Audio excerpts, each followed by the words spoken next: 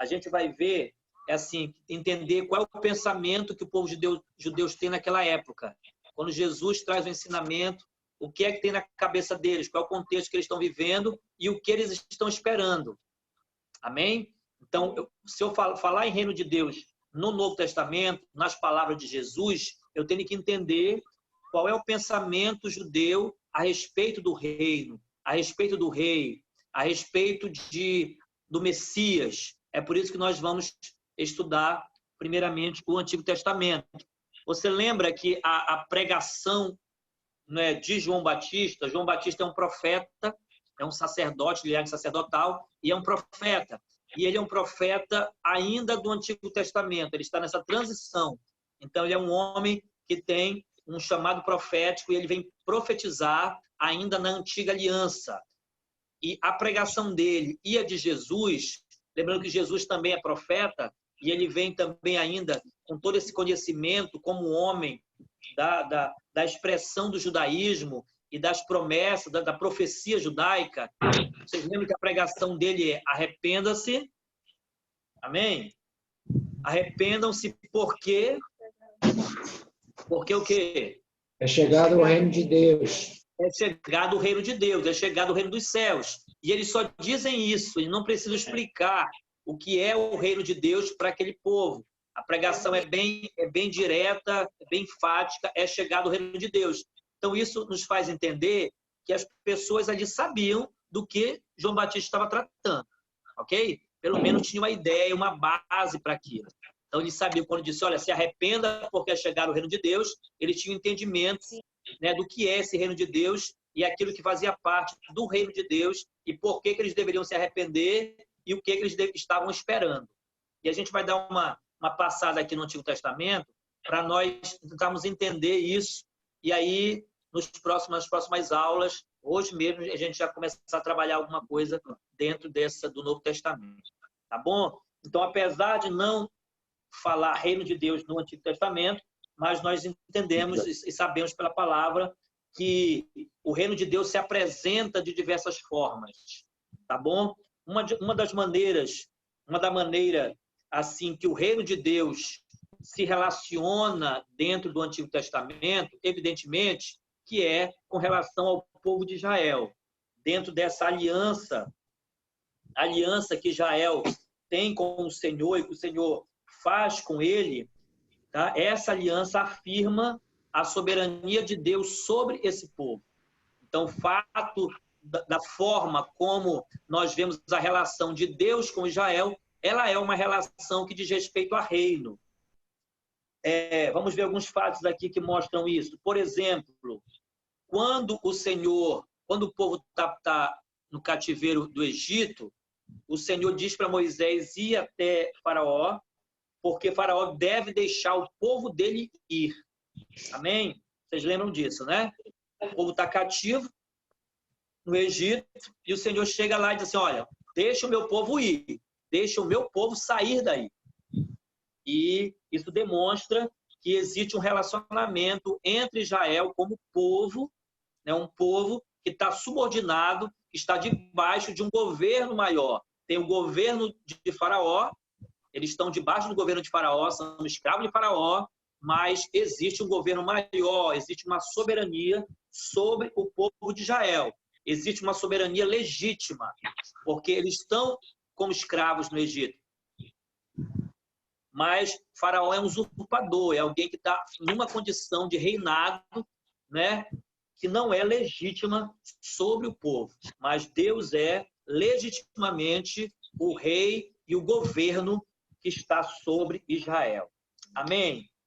Um outro ponto, outra situação que a gente pode apontar é que Deus dá uma terra para Israel, certo? Deus dá uma terra. A terra de Canaã é uma terra onde outros povos habitavam. Outros povos tinham família, eles tinham plantações, eles tinham uma estrutura. Eram vários povos, vamos dizer assim, várias nações tribais, onde existia um governo dentro das tribos, existia um governo dentro dos clãs, como eles se organizavam ali.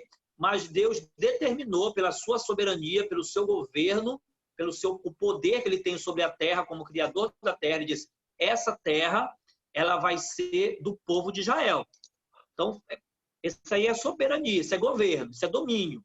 Chego, digo, nessa terra aqui é de Israel e pronto. Então, povo de Israel, eu vou lhes dar uma terra próspera, uma terra que manda leite e mel. Vocês vão chegar lá, vão expulsar os seus inimigos, vocês vão matar os seus inimigos e vão assumir essa terra. Amém? Isso nos demonstra, é um fato que demonstra essa soberania, esse governo de Deus e essa relação de reino que ele tem com o seu povo. Mais um pouquinho na frente, queridos, então a gente tem aí esse estabelecimento de Israel já em uma terra, e a gente começa a ver algumas expressões de governo, de domínio. Nós temos, por exemplo, o período dos juízes.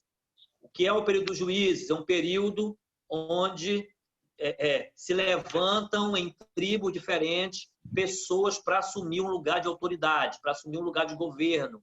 Eles lideram o povo nas batalhas, eles lideram o povo nos julgamentos. Então, é uma estrutura já que tem uma certa semelhança embrionária com a questão de um reinado, de um governo.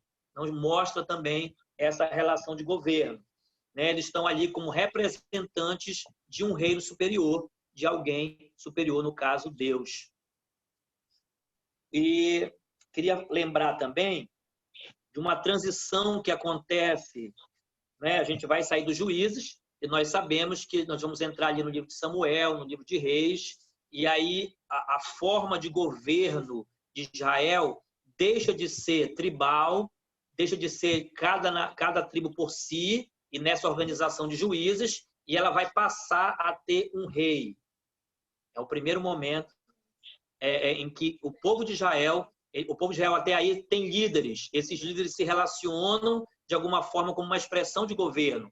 Mas a partir de Samuel e do livro de Reis, a gente começa a observar uma forma de governo que vai nos dar um vislumbre daquilo que é realmente uma expressão de governo que diz respeito ao reino de Deus também. Queria mostrar um momento de crise aqui. 1 Samuel, capítulo 8, e o versículo 4.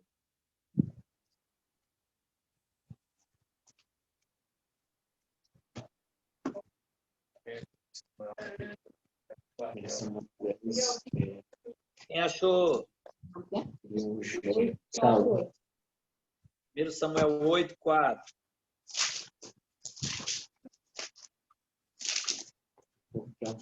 Então todos os anciãos de Israel se congregaram e foram falar com Samuel em Ramá. 1 Samuel 8, 4. Está aí na tela.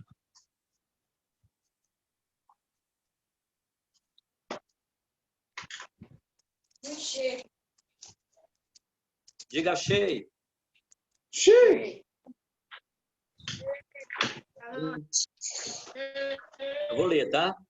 Então todos os anciãos de Israel se congregaram e foram falar com Samuel em Ramá e disseram: Veja, você está ficando velho e os seus filhos não andam pelos seus caminhos. Samuel é o último juiz de Israel.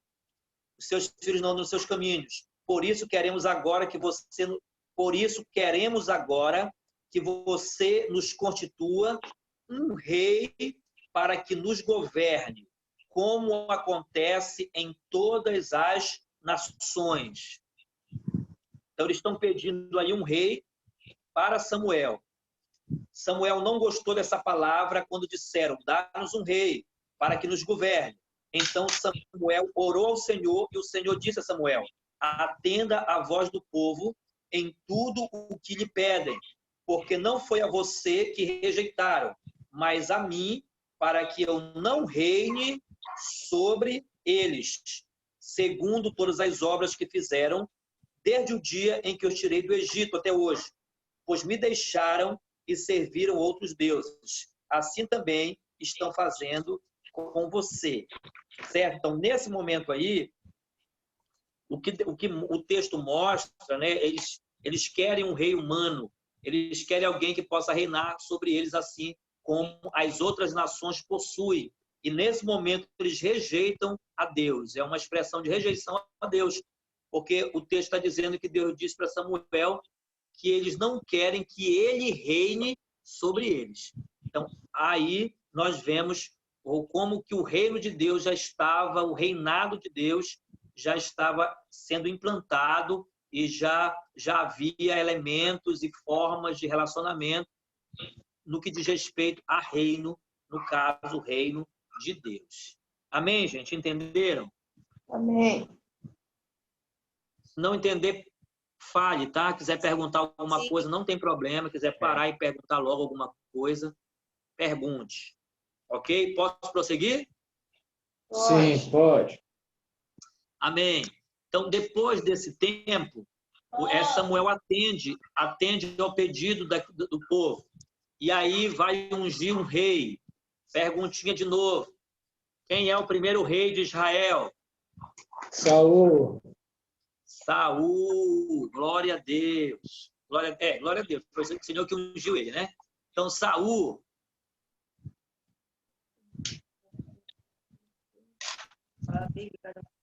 Saul, então, é ungido rei de Israel. Nós conhecemos a história. Saul desobedeceu ao Senhor. Saul foi impuro. Saul foi soberbo. E aí Deus levantou Davi após Saul. Samuel vai até a casa de Jessé e unge Davi. Amém? Você já ouviu aquela expressão, Davi é ungido de Deus? Sim. Sim, então Davi é o ungido. Grave essa palavra, ungido. Ungido para quê? Para reinar. Para reinar, para estabelecer um governo. Certo? Então, certo. Até aí, parece que a partir de Davi apenas, né, nós, na verdade, assim, começou com Saul. Saul reinou 40 anos, bastante tempo, mas aí o povo tinha vindo de uma outra estrutura. E a partir de Davi foi alguém que conquistou muitas terras, Davi guerreou, lutou, Davi expandiu a nação, as terras de Israel. Tá? E no governo de Davi, é um governo onde a gente mais vai poder observar e verificar como é, né, essa estrutura de reino que nós entendemos como o Senhor pensa também nos seus elementos principais. Certo? Davi é esse ungido.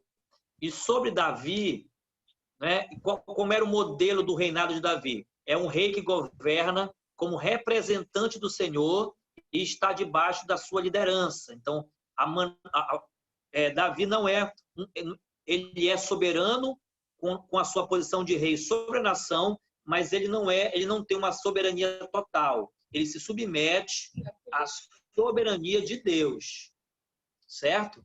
Olha só o modelo. É um governo, é um rei governando sobre um povo, tendo domínio sobre uma estrutura, mas ele está debaixo de um governo maior. Existe um soberano sobre ele. Certo? Esse é o modelo agora do reino de Israel. Tem um representante, mas Deus não deixa de ser o seu governante maior, de ser o soberano sobre a nação de Israel. Amém? Amém. Davi é muito importante, porque Davi, a Bíblia diz que... Vamos ler aqui. 2 Samuel, capítulo 7, versículo 16.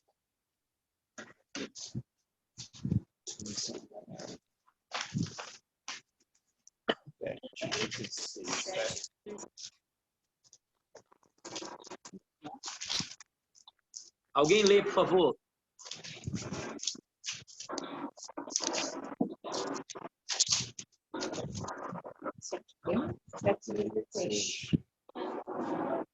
Você sempre terá descendentes, que o seu reino dure para sempre, e a sua descendência real nunca terminará. Certo, o reino dele será para sempre, a sua descendência real nunca acabará. Essa é a promessa, essa palavra, ela é uma profecia sobre Davi e sobre a sua descendência. Não somente sobre a sua casa, mas sobre a sua descendência. É algo que acontece na descendência física de Davi, mas é uma promessa, é uma palavra profética, né, que vai culminar na pessoa de Cristo, certo? A palavra Cristo quer dizer o quê? Cristo é uma palavra grega, né, que é a mesma palavra para Messias. Messias, isso. O Machia no Antigo Testamento. E o que essa palavra Messias e Cristo quer dizer? Qual é o significado dela? Ungido, diga ungido. Ungido, isso. Ungido. Ungido para quê? Para governar, para reinar. Para governar, ungido para dominar. Então, essa é a profecia e a promessa messiânica. O reino de Israel, porque é uma promessa primeiramente para Israel, digamos assim, o reino de Israel sempre terá um rei, sempre terá um descendente de Davi. Ok? Sim. Você lembra que a nação de Israel, ela foi espalhada, né? Ela aí pelo século VI, ela foi espalhada e o povo viveu por várias nações, mas em 1948 eles retornaram, grande parte retornou para onde hoje está o Estado de Israel, né? E nessa volta, novamente foi constituído um reinado, digamos assim, um Estado onde o povo de Israel voltou a ter um Estado, né, dentro das nações mundiais, dentro da própria Organização Nacional, né, as Nações Unidas. Então, isso essa promessa, você vê que ela encontra uma situação, encontra uma aplicação dentro do nosso próprio tempo, né? 1948, tem poucos anos atrás aí, o povo voltou e foi estabelecido novamente como Estado. Então, tudo isso faz parte desse propósito eterno, desse propósito da nação de Israel e do governo de Israel e do rei de Israel, fazendo parte das nações, sempre com um governo que está debaixo do governo e do domínio de um governo maior, que é o governo soberano de Deus. Amém? Amém. Então, existe a promessa de um rei e a promessa de um governo vindo. Então, Israel sempre vai ter essa expectativa de ter um governo sobre ele, não um governo de outras nações, como eles tiveram e vão ter depois desse período, pelo fato da desobediência, da transgressão, mas há uma promessa que eles teriam um governo, né, dentro da sua própria nação. E esse governo viria sobre eles. Seria um governo que traria justiça e prosperidade. Certo? O reino de Davi, o reinado no tempo de Davi, foi um reino de justiça. Davi foi um rei justo e foi um tempo em que Israel prosperou muito. Então, esse, digamos assim, é um modelo, é um arquétipo de um reinado muito especial, muito diferenciado, e um reinado onde os seus valores são justiça, paz, prosperidade. Amém, queridos? Amém. Amém? Um fato interessante aqui nessa visão de reino, né, dentro do reinado de Davi, que nós entendemos como uma expressão profética, é que o reinado de Davi e essa promessa de que não faltaria rei sobre Israel, não faltaria governo sobre Israel, é que a característica dele é de um reino terreno e é de um reino político. Amém, queridos? Amém. Amém. Amém. Diga amém aí, que eu quero ouvir. Amém. Glória a Deus. Amém. Está entendendo tudo, né? Vamos ver nas perguntas finais. Vamos ver no questionário final. Então, vamos entender isso aqui, querido. Se nós olharmos a expressão de reinado, principalmente a expressão do reinado de Davi, o que nós vemos é uma promessa de um rei físico e político, que vai deliberar sobre a nação, que vai liderar essa nação, que vai ensinar essa nação. Ok? Amém. Vamos caminhar um pouquinho na frente. Vamos ver os profetas. Quem eram os profetas? Os profetas eram aqueles homens que comiam na mesa do rei, que estavam nos palácios do rei e que tinham autoridade espiritual para liberar palavras, ensinamentos, correções, exortações, né, fazer denúncias dentro do governo de Israel, principalmente se dirigindo diretamente ao rei. Certo? E dentre os profetas, a gente vai falar de dois especialmente hoje, que dizem respeito a esse estudo que nós estamos fazendo sobre o reino. Um deles é Isaías. Isaías é chamado de profeta messiânico. Amém? Profeta messiânico. Por quê? Porque as profecias de Isaías falam do Messias, apontam para esse rei e apontam para esse reino. Tá bom? Aí vamos ver alguns textos disso. Isaías profetizou em vários reinados. Ele não é um profeta do tempo de Davi. Tá bom, queridos? O profeta do tempo de Davi foi? Samuel. Também. Samuel também. Mas qual foi o profeta que estava no palácio? Samuel morreu. Samuel foi alguém que ungiu Davi. Natã, muito bem. Natã é um profeta na casa de Davi, certo? Isaías é um profeta posterior. Amém, irmão? Obrigado. Isaías é um profeta posterior. Ele profetiza em vários reinados, Uzias, Jotão, Acais, e é o profeta messiânico. Ele vai trazer uma carga profética, né, de ensino e de apontamento, além de denúncias, muitas denúncias sobre Israel, mas apontando para o reino messiânico. E vamos ver dois textos aí de Isaías. Isaías capítulo 9.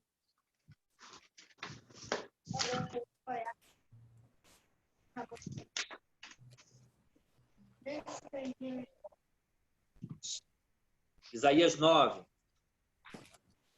Isaías 9:6. Quem encontrou, leia, por favor.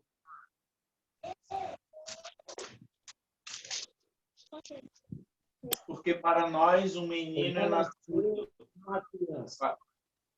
para nós um filho é dado, e o governo estará sobre o seu ombro, e o seu nome será chamado Maravilhoso, Conselheiro, o Deus Forte, o Pai Eterno, o Príncipe da Paz.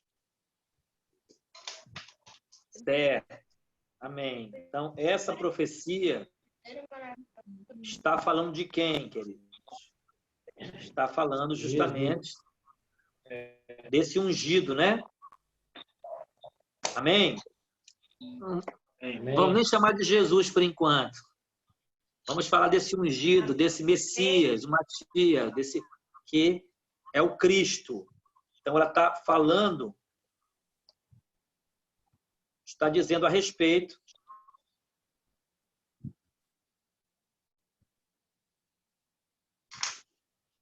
que está falando sobre alguém que estaria com o governo sobre os seus ombros. O governo, a liderança, domínio vai estar sobre ele. E as nações serão governadas por ele. É forte isso, né? Está apontando para um governo que é lá da frente, certo? É um governo posterior. E a gente tem que entender essa questão profética. Vou dar uma pausa aqui, abrir um parêntese, para entender como é a profecia no Antigo Testamento, essa perspectiva bíblica profética. Eles estão falando, o profeta está falando geralmente de eventos futuros, né, sem às vezes determinar qual é o tempo para isso, qual é a sequência para isso. Às vezes você lê um texto profético e aí você não entende se ele está falando do momento, se ele está falando de algo assim próximo, né, que você conhece na Bíblia, que aconteceu logo em seguida, ou se ele está falando de um tempo muito, muito à frente. Então, quando ele profetiza, quando o profeta profetiza, digamos assim, ele recebe a palavra profética, ele fala a palavra profética, mas é como se ele não tivesse noção do tempo que isso vai acontecer. Ou mesmo, né, dentro da perspectiva bíblica, muitas vezes, essa profecia ela é tratada como um único ato diante de Deus. Né? Ele não separa, não, isso aqui é isso aqui é para aquilo, tá bom? A gente vai observar esse contexto. É o que acontece, ele está profetizando. Por exemplo, Deus está falando de fatos que acontecem com algum reinado, fatos que acontecem com alguma nação, fatos que acontecem com algum rei. Então, nós temos uma perspectiva próxima. Certo? Quando ele diz assim, que o governo estará sobre os seus ombros, ele pode muito bem estar falando de algum governo que dominou a nação por um certo período mesmo, um período literal, um período posterior a ele, algum reinado que veio depois, ainda no Antigo Testamento, certo? Então, Deus pode estar trazendo algo sobre aquele tempo, mas essa profecia também está apontando espiritualmente para algo lá na frente. Deu para entender? Sim. Amém? Nós temos, por exemplo, algumas expressões na Bíblia. Uma expressão que a gente vai falar depois, nas próximas aulas, é sobre o dia do Senhor. Certo? O grande e terrível dia do Senhor. Essa é uma profecia que muitas vezes os profetas usaram algumas situações, falaram de algumas situações que ocorreram dentro das próprias nações. Então, dentro do próprio povo de Israel, a nação de Israel, eles sofreram, naquela época, um dia que a profecia chamou de Dia do Senhor, onde eles sofreram coisas terríveis. Ok? Então, ele se referia ele profetizou e um fato ocorreu nessa época. Mas o dia do Senhor também tem uma situação, um apontamento para um grande dia ou para um grande período que vai acontecer futuramente. Então, o profeta está vendo isso. Ele está vendo e está profetizando, está declarando algo que tem um cumprimento naquele tempo, ou um tempo um pouco mais posterior, e que espiritualmente, profeticamente, pegando a profecia como um todo, também tem um cumprimento no final dos tempos. Entenderam? Sim. Amém, gente? Amém. Mateus 24, quando Jesus fala aquele sermão, o sermão do tempo do fim, certo? Muitos daqueles decretos ali que Jesus falou aconteceram com o povo de Israel. Por exemplo, na década de 70 depois de Cristo, quando Tito invadiu Israel e fez ali, arruinou o povo, arruinou a cidade de Jerusalém. Então, aquela palavra, ela se cumpriu naquele tempo ainda, ok? Alguns discípulos viveram isso, certo? Mas ela também é uma profecia para o fim dos tempos. Dito isso, e entendido, diga se você entendeu. Sim, entendi. Ok, então assim acontece com essa profecia de Isaías 9:6. Então ele fala de um governo, de uma liderança, e ele fala que haverá justiça para todos. Ok? Então observa, um governo, um reinado que tem um governo, que tem um domínio, e é um reinado que tem justiça. Amém? Vamos voltar um pouco e ver Isaías 2. Isaías capítulo 2.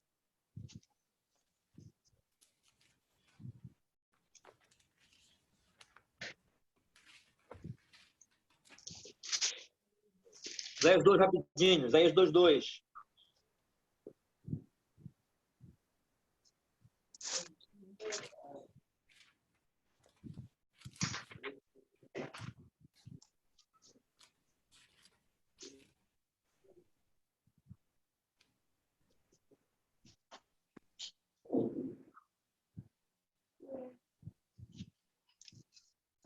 Quem lê?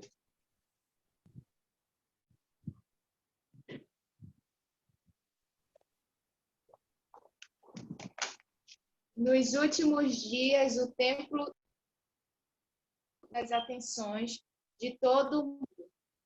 Gente de todas as nações correrão para lá.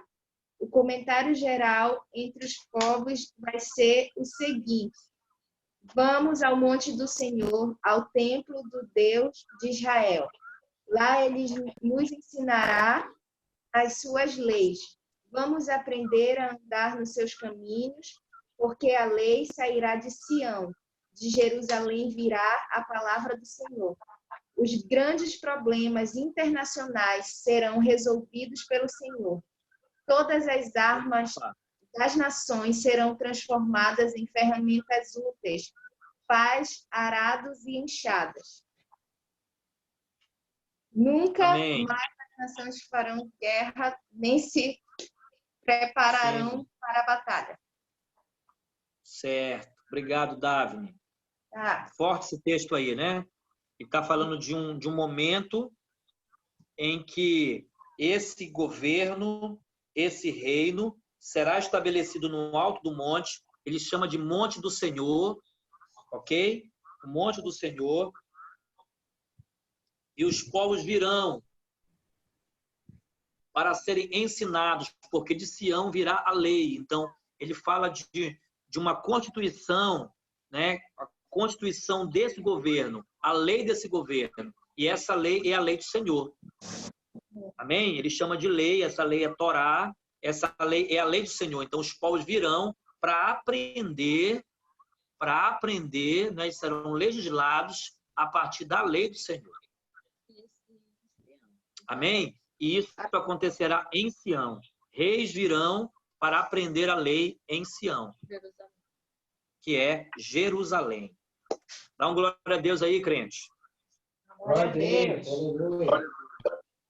Interessante essa versão que a Davine leu, que não sei se é a linguagem de hoje, mas ele vai resolver problemas, como é, Davine, essa linguagem aí? Problemas internacionais? Problemas internacionais. Aqui na atualizada, ele julgará entre as nações e corrigirá muitos povos. Perdão, que ligaram para cá. Tá bom. Então, assim, você vê um reino que será juiz entre as nações, um reino que vai ensinar as nações, e ele tem um lugar específico, né? Esse reinado, ele é em Sião. Isso já aconteceu na história, queridos. Essa que é a questão, né? Isso já aconteceu na história. Pode ser que em alguns momentos isso pode ter acontecido, né? Alguns reinados, algumas nações foram até Israel aprender. A gente vê isso na história do Antigo Testamento, né? Então, existe uma expressão de época que isso aconteceu ainda de maneira bem pouca.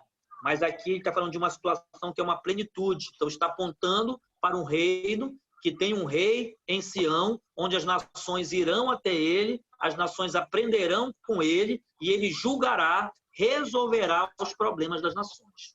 Então, Israel, o povo judeu, o judeu lê essa profecia, e isso cria no coração dele uma grande expectativa. Certo? Eles vivem numa condição, às vezes, desfavorável, né? Então, eles leem isso aqui, eles ouvem isso aqui é transmitido oralmente de geração em geração em Israel. Então, cria uma expectativa, uma esperança de um tempo em que Israel ficará no topo, em que a nação de Israel vai ser a nação mais importante e que, a ponto dos povos irem até lá. Amém? Amém. Amém. Amém. Vamos ver mais um aqui. Quer comentar alguma coisa sobre isso, gente?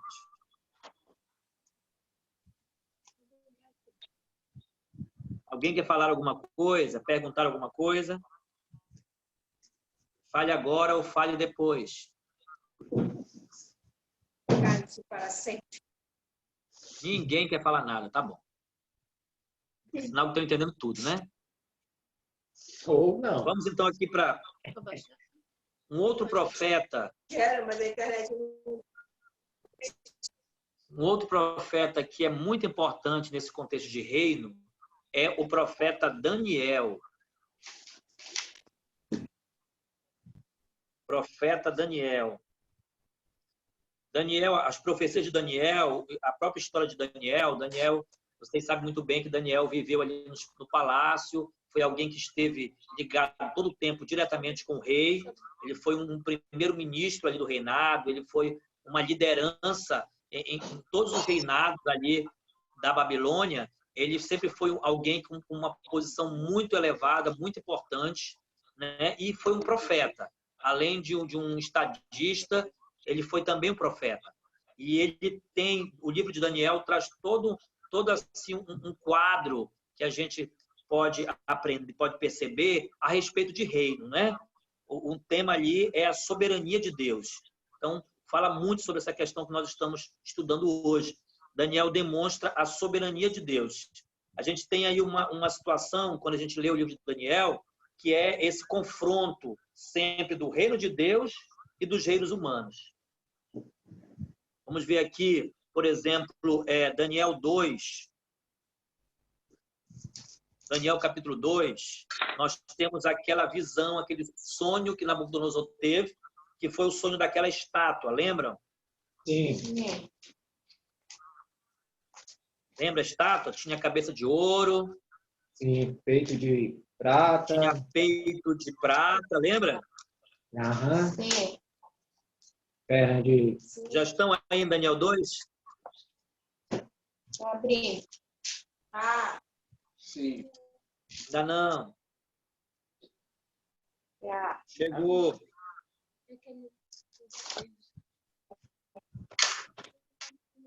Amém.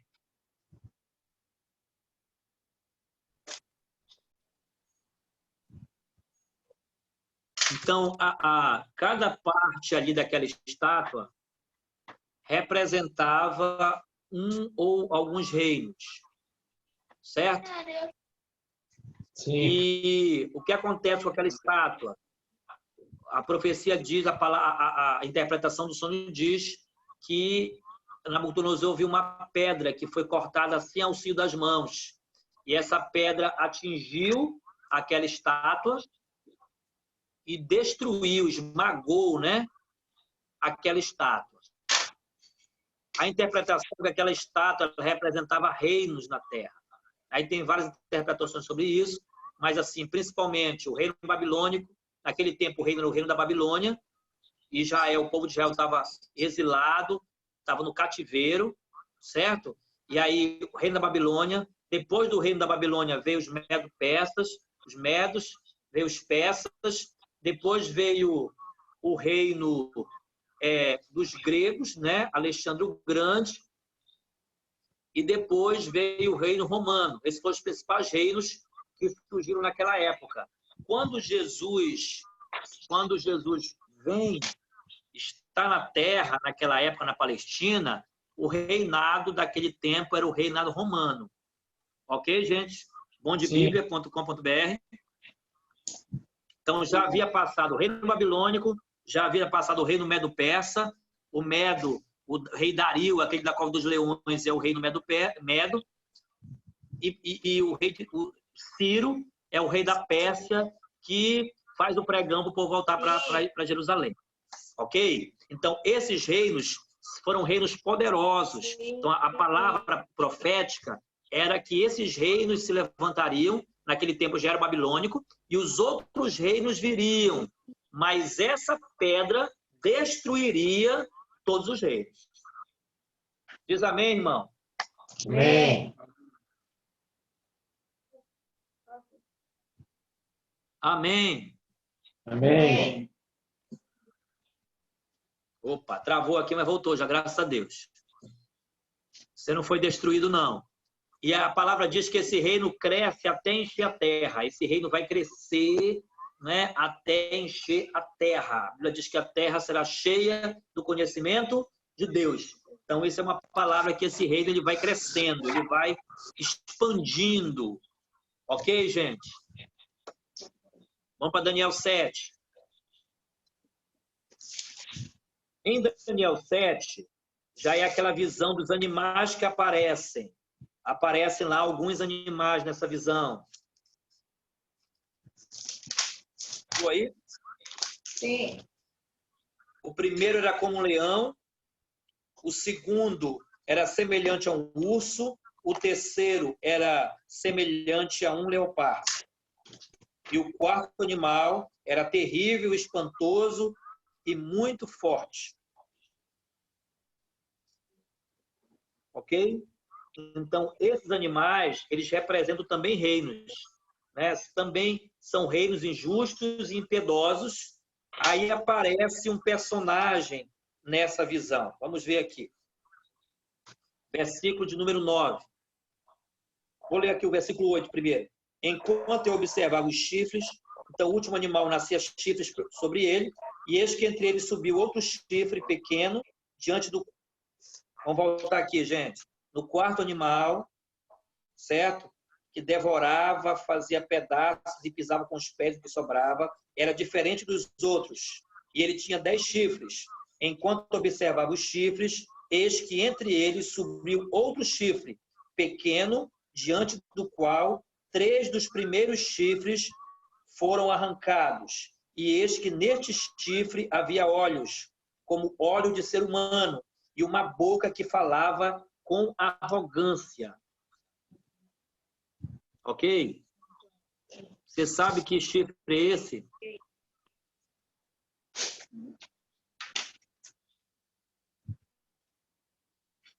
Estão me ouvindo? Sim. Tá bom, vamos continuar a visão. Versículo 9. Continuei olhando até que foram postos uns tronos, e o ancião de dias se assentou. Olha só, queridos. Está tendo a visão, e a visão é de um ancião de dias que se assenta. Sua roupa era branca como a neve, e os cabelos da cabeça eram como a lã pura. O seu trono eram chama de fogo, e as rodas do trono eram fogo ardente. Um rio de fogo manava e saía de diante dele. Milhares de milhares o serviam, e milhões de milhões estavam diante dele. Foi instalada a sessão do tribunal e foram abertos os livros.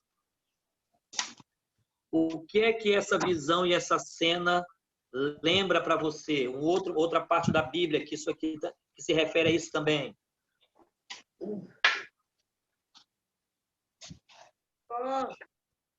Hein, gente? Essa visão aqui, você já viu outra parte da Bíblia semelhante a essa? Apocalipse. Apocalipse. O livro de? Apocalipse. O livro de Apocalipse, ok. Apocalipse. Certo.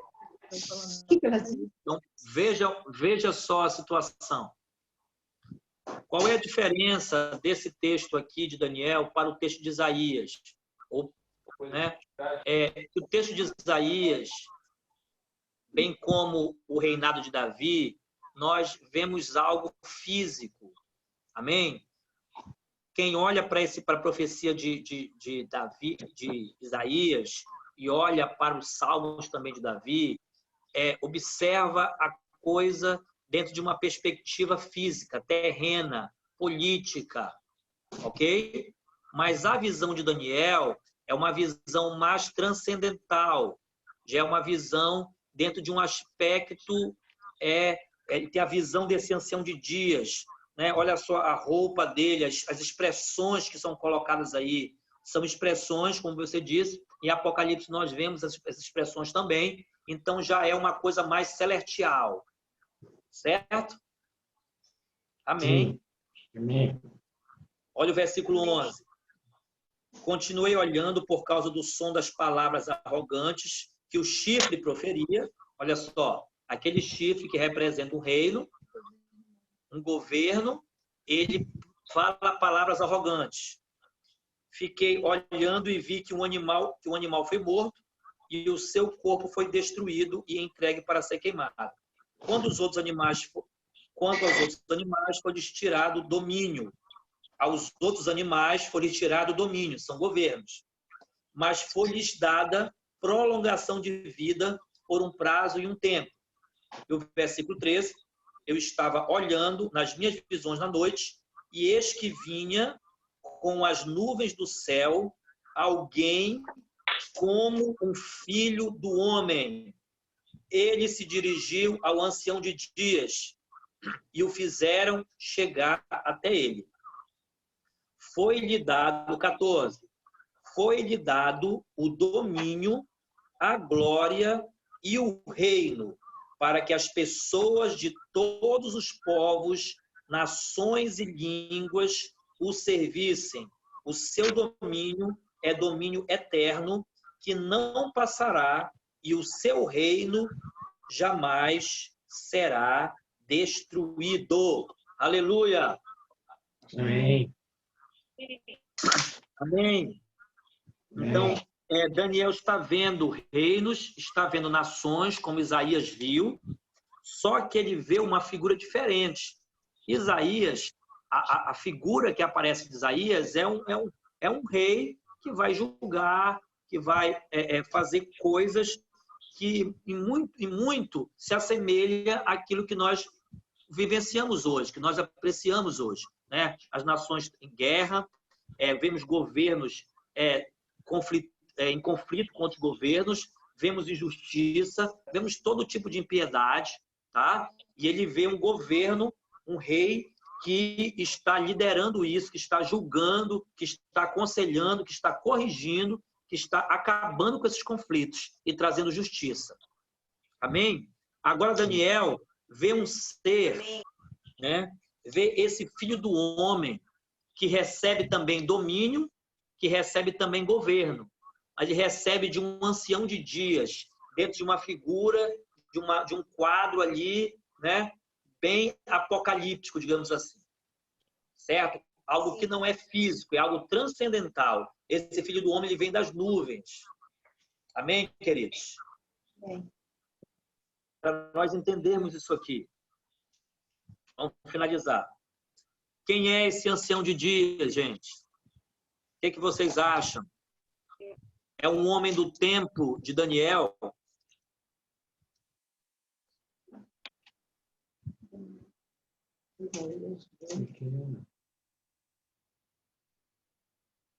Quem é esse filho do homem que Daniel, esse personagem que Daniel vê, que recebe domínio, que recebe governo, que recebe poder? Quem é? Jesus. Jesus ou é o Messias? As duas coisas, tá certo. É o menino sábio aí, né? Amém. Mas eu nem falei de Jesus ainda, certo? Eu estou falando de um rei, de um governo. Estou falando de um governo que agora, né, a gente tem esses dois aspectos. A gente pensa num reino e num governo segundo o reinado de Davi, segundo a profecia de Isaías, que é um reino terreno, que é um reino político, que exerce julgamento sobre a terra. E agora a gente vê uma figura que também faz tudo isso, mas é uma figura transcendental. Não é uma figura simplesmente física, apesar que ele é chamado de filho do homem, para mostrar que ele também tem um aspecto humano, tem um aspecto de homem. Amém, queridos? Amém. Está fazendo sentido para você? Yes. Sim. Amém. Amém. Mesmo nas falhas, tá. Certo. Depois você pega a gravação aí. Olha só. Então, são esses dois aspectos que queria deixar hoje para a gente entender a partir dessa ideia de reino no Antigo Testamento.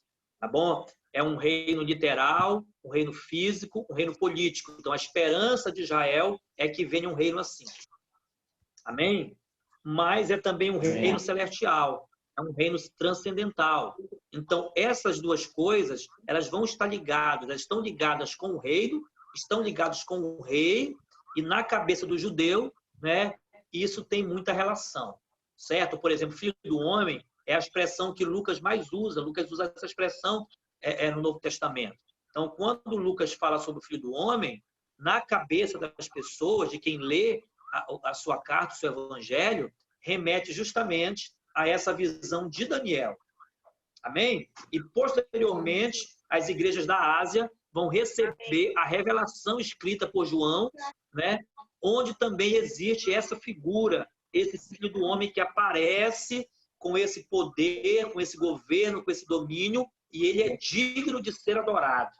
Ele é digno, só ele é digno de ser exaltado. Amém? Amém. Então, essa é uma esperança. Vou finalizar aqui.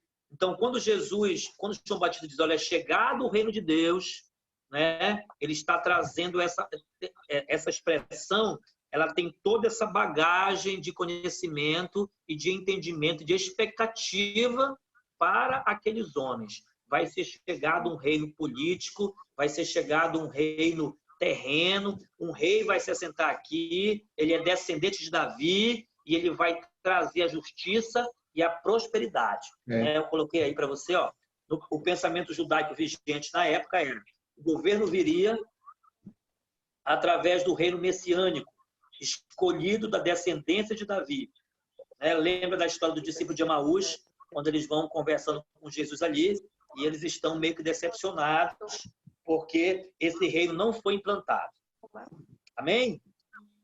Amém. Porque não era o tempo Amém. ainda. E qual era o pensamento dele? Esse reino ia trazer castigo aos inimigos e ia recompensar os justos. Seria um período de alegria e de prosperidade.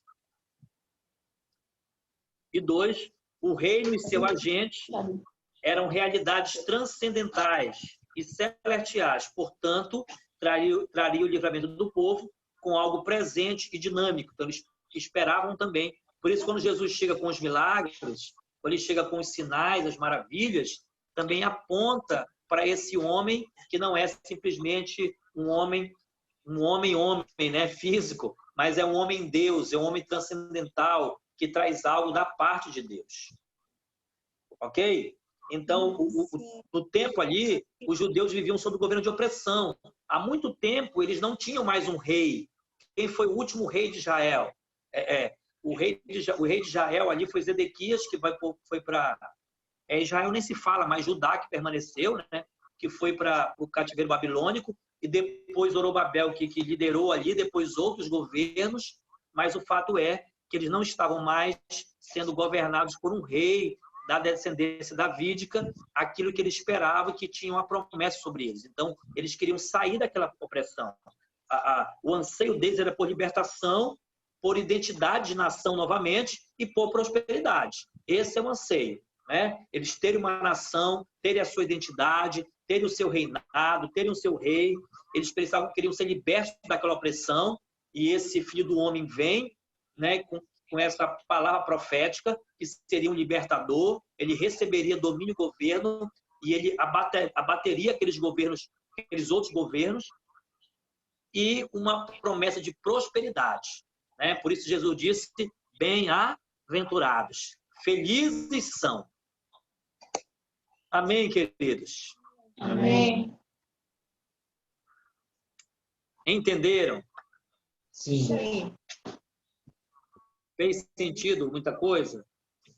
Sim. Então, esse é o entendimento básico. É o entendimento básico que nós precisávamos ter, que nós precisamos ter. Né? Claro que não é só isso, mas eu creio que deu para a gente conseguir fazer aí, dar um panorama geral sobre esse aspecto do reino de Deus, nesse entendimento profético que o Antigo Testamento trouxe e que no Novo Testamento nós vamos trabalhar mais.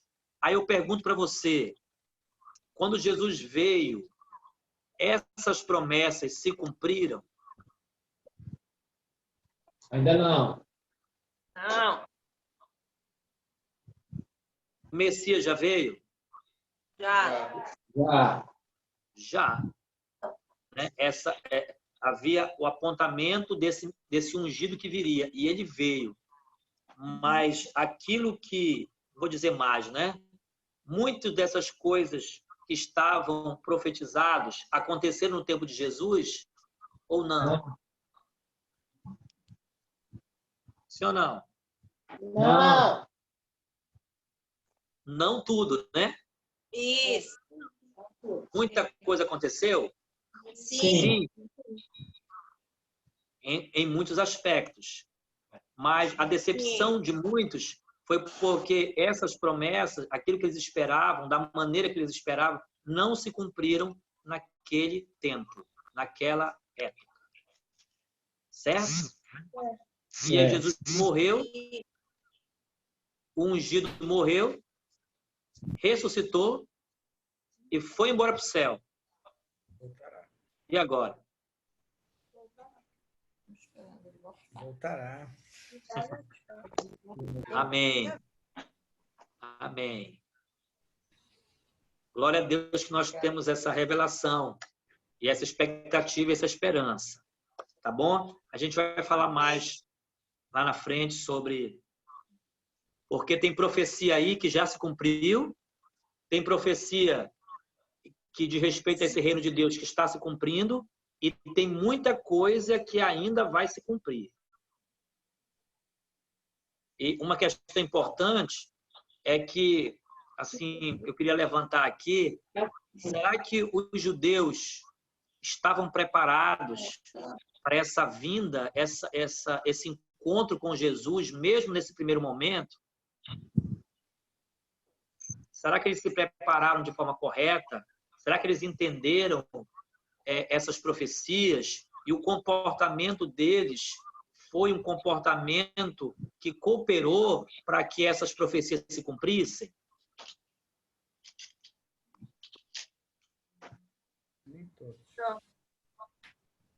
Alguém disse? Quem disse não?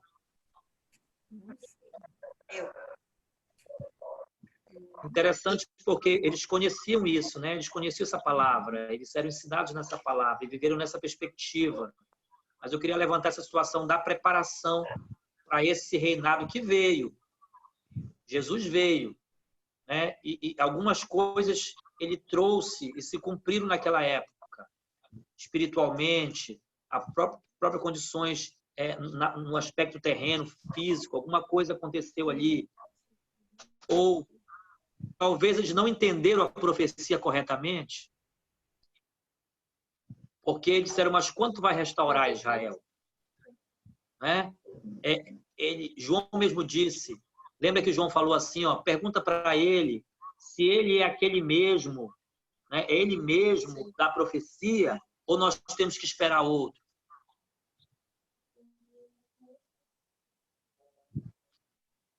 Isso é uma reflexão para nós, porque eu vejo que, né, nós precisamos refletir sobre isso. Se nós estamos entendendo, isso aqui não é só o nosso objetivo com esse estudo, não é só dar uma aula sobre isso. Muitos de vocês já sabem, né, a respeito disso. Nós precisamos sim de fundamentos, mas fundamentos que a gente possa colocar, edificar coisas na nossa vida. Amém?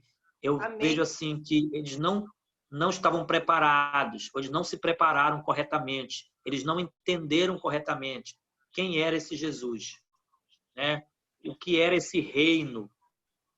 Tinha uma expectativa de algo, mas talvez não souberam se comportar dentro desse primeiro momento que Jesus veio, que o Messias veio. Amém, queridos? Por hoje é só, tá bom? Queria que você refletisse sobre isso, principalmente, sobre como é que está a sua preparação para essa vinda do rei, porque ele virá. Essas promessas estão se cumprindo gradativamente e elas vão ter um momento final, vão ter uma culminância com o reino de Deus sobre a terra. Amém? Amém. Esse reino profetizado por Isaías, esse tempo de julgamento, esse tempo de aconselhamento, esse tempo de paz, de prosperidade, ele vai ser instalado na terra. Amém? Amém. E nós precisamos preparar-nos para isso e preparar a terra para isso, para que a gente não passe desapercebido como os nossos irmãos passaram no tempo que Jesus veio, porque eles veio para o que eram seus, mas os seus não o receberam. Mas todo aquele que recebeu foi chamado filho de Deus. Amém? Amém. Alguma consideração? Queria que você fizesse aí uma consideração. Ajude aí a complementar aquilo que Deus falou com você também. Sei que à medida que nós fomos falando, Deus deve ter apontado algo para você. Se você quiser fazer alguma pergunta ou quiser falar de alguma coisa que você está entendendo também, que você não estava entendendo a respeito dessas profecias, vamos deixar aqui esse espaço aí. Vamos colocar 5, 10 minutinhos para a gente fazer essa reflexão.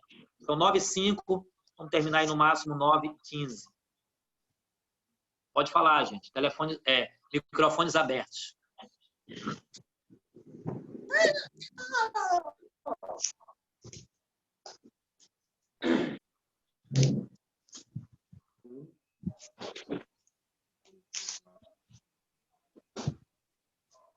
Assim, eu quero falar algo que eu fiquei pensando. Eu creio que a gente deve criar uma expectativa